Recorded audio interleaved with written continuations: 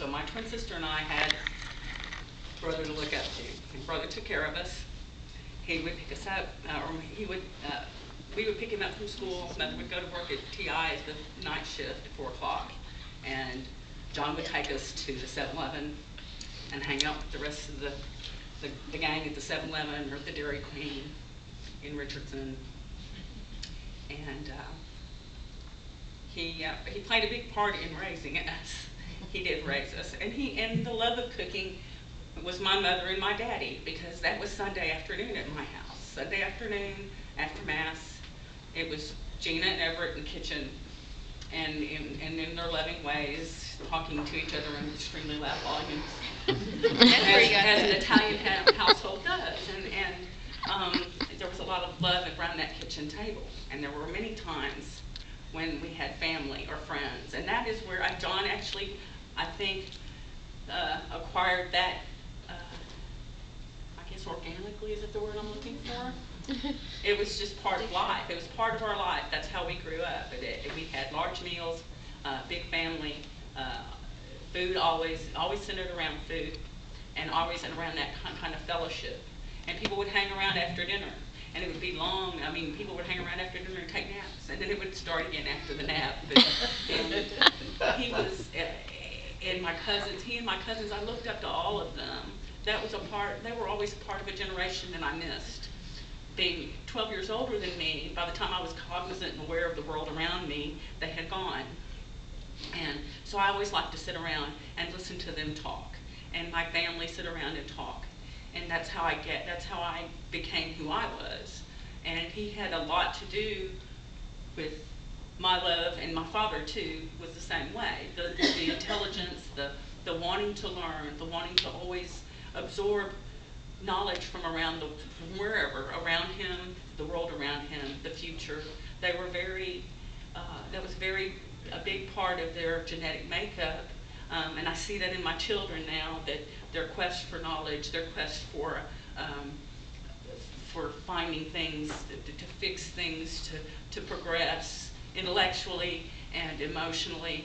And as a little sister, he came to me. I had a diagnosis in November of 2008 that was dire, and they were not giving me good odds.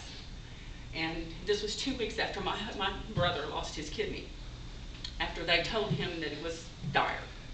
And he came into my room, upright. He had his cane because his knee was bothering him, but upright. Walked into my room, sat down in the chair next to my bed, and I sat up on the edge of the bed to talk to him. And I have a cannula with oxygen and a monitor on, but I'm, okay. And he looked at me and he goes, "Laura, don't you dare believe your press. Don't you dare let them tell you when it's your time. You determine when it's your time." And it was such a boost to my outlook, such an uplifting. And then I will never forget that. And that was the first thing when I came down to Texas that I whispered in his ear, "Believe, because you always want." So I said to him, "Don't always believe your press. You're a strong man. You're a strong heart, you're a strong soul. But I understand that this vessel that we have, it gives out." And that he endured quite a bit.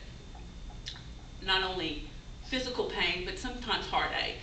And he did what we humans do. We try to present salves to ourselves. We try to salvage pieces of ourselves. And he did that, and he would move on. And you're right, he had fortitude to continue on no matter what. He had a greater fortitude than I ever could muster. And it was difficult sometimes to follow in his footsteps in that respect, to have that kind of fortitude.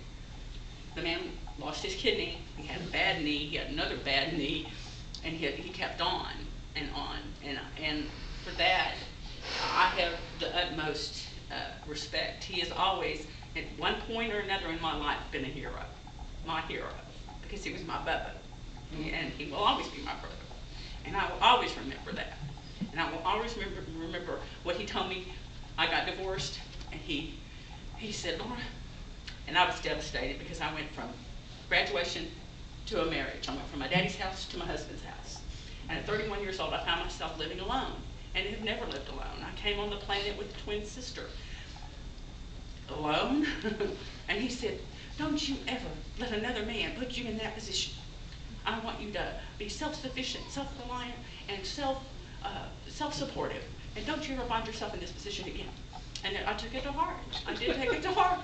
It's like, you're right, John, I should never let my life be determined by someone else's agenda. It should be our agenda, or, you know, like the strong Letitia. And I think that's what he was. He was already married to Letitia. And he was trying to say, you know, you need to be independent of spirit. And then it becomes a better life. And that was one of the other lessons that he taught me. But especially what really holds is that he came to me after so much heartache and so much pain and offered that information to me, that offered his love and his support and his reminder to me that I needed to continue to be strong. And I fight, and I won't give up. I won't give up. I will never give up on his spirit or his love.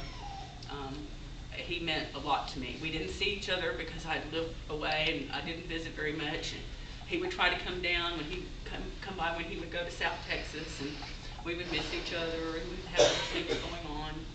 But I know he loved me. I know he cared all along. I know. There's no doubt in my mind. I love my brother, and I'll miss him, and I'll miss the email retorts coming from my iPhone. And it was little vignettes, little blurbs, little comment, little bitty commentary. Now why? You know, just one-liners I would get on the day's news or some retort.